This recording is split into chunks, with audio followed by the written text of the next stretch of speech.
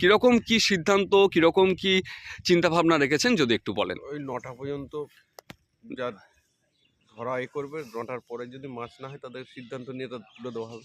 আচ্ছা, মানে সেক্ষেত্রে তারা যে মাছটা পেয়েছে তারা ছেড়ে দিয়ে উঠে যাবে, পুরো টাকা নিয়ে উঠে যাবে। আচ্ছা,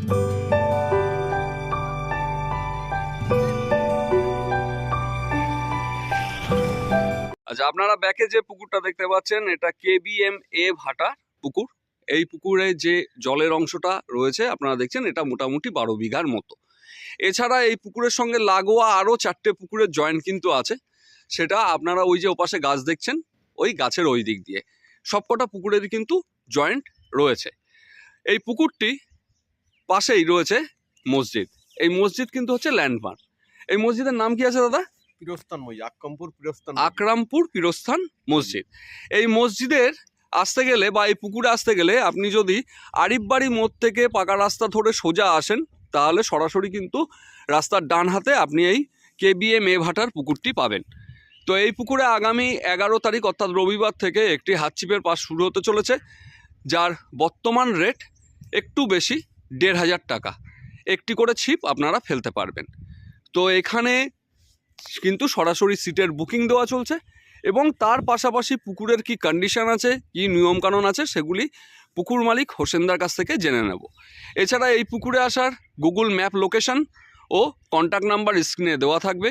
আপনাদের যদি কোনো কিছু জিজ্ঞাসা থাকে বা জানার থাকে সরাসরি এই নাম্বারগুলিতে ফোন করে নিয়ে কথা বলে নিতে পারেন, বা বুকিং সংক্রান্ত কোনো কিছু জানার থাকলেও সেটা কিন্তু করতে পারেন।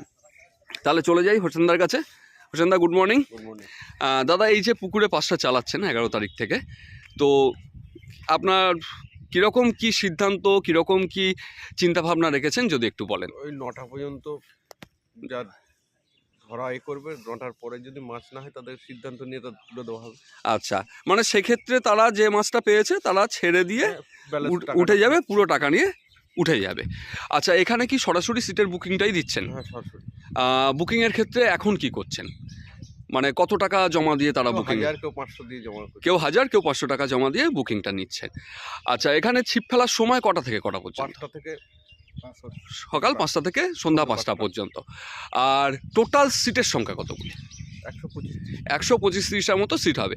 দাদা, আমি একটা জিনিস খেয়াল করে দেখেছি, এখানে বেশ কয়েকটা সিটের গ্যাপ মোটামুটি বেশ ভালো আছে, কিন্তু এই কোনার দিকের কিছু সিট এগুলো কিন্তু অড জায়গায় হয়ে গেছে, ওগুলো ঠিক করে দেবেন। আচ্ছা, না আপনার ওপাশের সিট বন্ধ থাকলেও এদিকে যে ছিপ ফেলবে তার মাথা কোথায় যাচ্ছে সেটার উপর ডিপেন্ড করছে। যখনই কোনায় কেউ বসছে না, ও যখন ফেলবে 3 জনের মাথা এক জায়গায় গিয়ে জড়াজড়ি হবে, তো এই গ্যাপে কিন্তু আপনি কোনোভাবে সিট রাখতে পারবেন না। আর হুইলের ক্ষেত্রে তাও একটু কম জায়গা হলে চলে যায়, হাতছিপের ক্ষেত্রে কিন্তু একটু জায়গা বেশি লাগে। আচ্ছা, এইবার টোপ চার এবং মশলা সংক্রান্ত ব্যাপারে আসি। তা পুকুরে মোটামুটি যারা আসবেন তারা কি মশলা করতে পারবে? হ্যাঁ, মশলা করবে, কিন্তু সেটা কি কোনো টাইম আছে যে এই সময় পর্যন্ত করবে? 8টা-9টা পর্যন্ত করবে। 8টা-9টা পর্যন্ত, তারপরে একটা টাইম মশলা করবে। আচ্ছা, তাহলে যে ভালো বলতে পারো একটুখানি সামনে আসো। আচ্ছা, তো বল। এটাই, হ্যাঁ, 9টায় 4 মশলা করবে। 9টা পর্যন্ত, 9টার পরে নয়। 4 মশলা করবে না। সাদা টোপ এলাও রয়েছে, পাউরুটি, হ্যাঁ, আর ছাতুর টোপ এলাও। ছাতু আর পাউরুটি টোপ হিসাবে ব্যবহার করা যাবে। আচ্ছা, ভাত পোলাও বা মেথা কি ছিটা মারা যাবে? সেটা ভাত পোলাওটা মারতে পারে। ভাত পোলাওটা মারা যাবে, এটা সারাদিনই মেলা যাবে।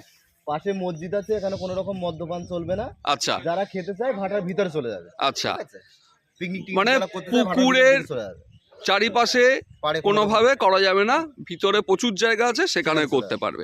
আচ্ছা, পুকুরে মাছের পরিমাণ কি আছে? 15 টনের মতো মাছ আছে। 15 টনের মতো মাছ আছে, এবং সব থেকে ছোট মাছ কিরকম? ধরুন 250-300। আচ্ছা, বাটা মাছ আছে? বাটা রয়েছে। বাটার সাইজ কি? 80-90-100 গ্রামে। 80-90-100 গ্রাম। আর এছাড়া যে রুই, কাতলা, মৃগেল যা যা আছে সেগুলোর সাইজ কিরকম আছে? 500-600 কেজি, 1.5 কেজি, এদিকে 5-5.5 কেজি অবধি মাছ। 5-5.5 কেজি পর্যন্ত মাছ আছে।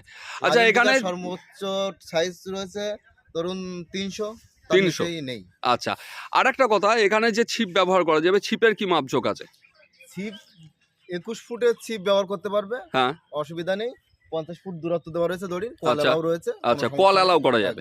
আচ্ছা, আচ্ছা, এখানে তাহলে সিদ্ধান্তর ব্যাপারেও বলে দিলে, হ্যাঁ। চোপ চার মশলার হিসাবেও বলে দিলে, আপনি পুকুরে মশলাও করতে পারবেন একটা বার, তারপরে ছিটা মারতে পারবেন, এবং মাছ যদি না খায় সেক্ষেত্রে সকাল 9টায় যা মাছ পেয়েছেন টাইম থাকছে, 9টার পরে আর 9টার থাকবে না। ভিতরে যদি কেউ যদি মাছ পেয়েছে সে উঠে যেতে চায়, মাছটা ছেড়ে দেবে, উঠে যাবে, টাকা নিয়ে চলে যাবে, কোনো সমস্যা আচ্ছা, নেই।